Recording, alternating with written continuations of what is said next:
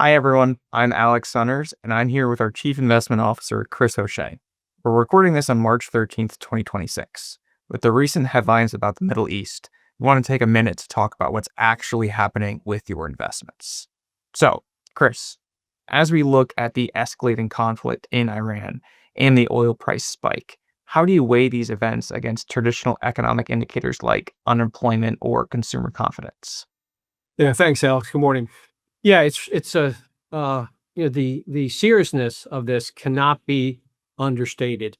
I mean, we don't know what's going to happen in the end, really, from here.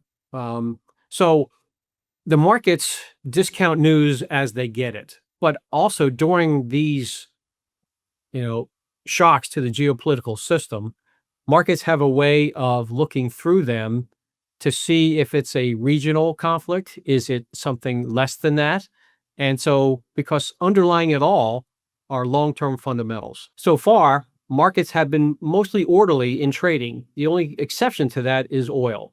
Oil had its second largest intraday volatility in history earlier this week.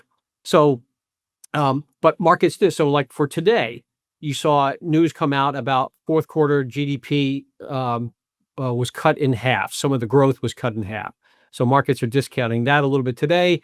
You're seeing oil's down a little bit. You're seeing bonds are rallying a little bit, and stocks are coming back a little bit. So they discount things. But through it all, so far, markets are looking through this conflict as something being limited in nature. But we'll see. From that, something has to materially change such that the long term, if this were to get bigger, then markets will obviously discount that at the appropriate time. But they're looking through this. They're looking through for long-term compounding effect. They've seen this is what's happened in the past, and there's no reason to think that at this point in time that it won't happen again in the future. Do you think the Middle East conflict makes things more expensive and keeps interest rates high? Well, for the short term, they do and they are.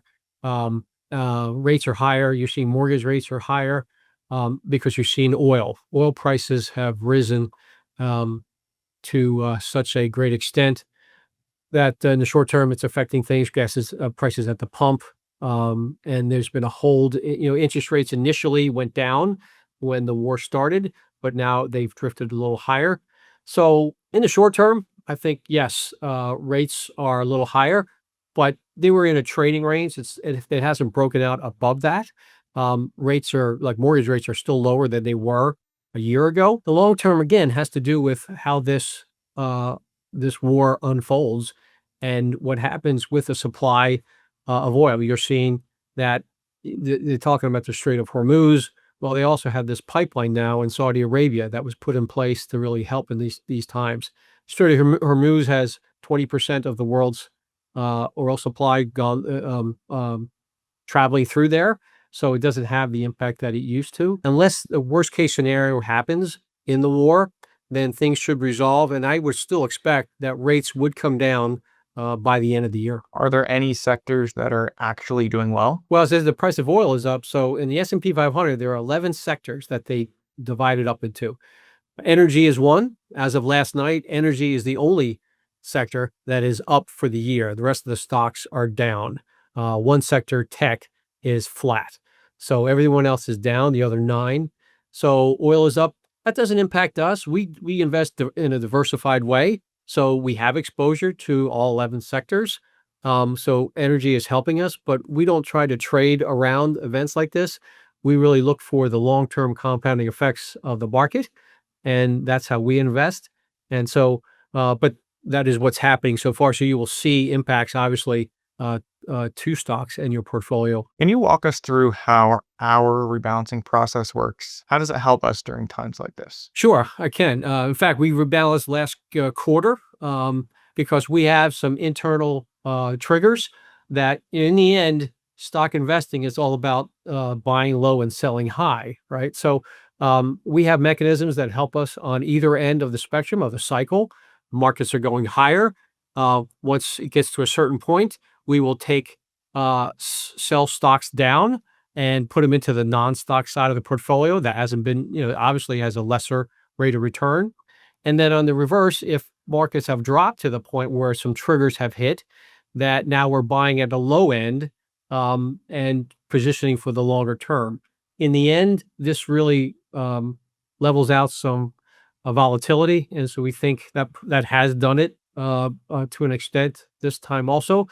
And our rebalancing probably, as you look at the last 40 years, we probably would have rebalanced under this regime maybe 10 times. So it isn't all the time, but it's when our equity gets either above or below certain levels. Since we look at everything through a tax lens, does this volatility create any specific opportunities like Roth conversions? Well, as you know, we look at the potential for Roth conversions for every client who has IRA accounts every year.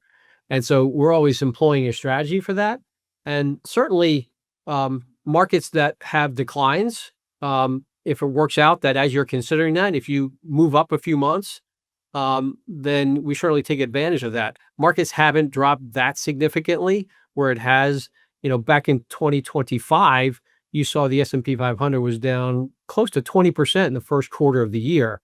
That's a material drop. And if you're considering doing a Roth conversion, that's certainly a good time to execute that strategy. What is the one piece of advice that you would give to someone who is feeling a little anxious watching the news today? That's a great question, Alec.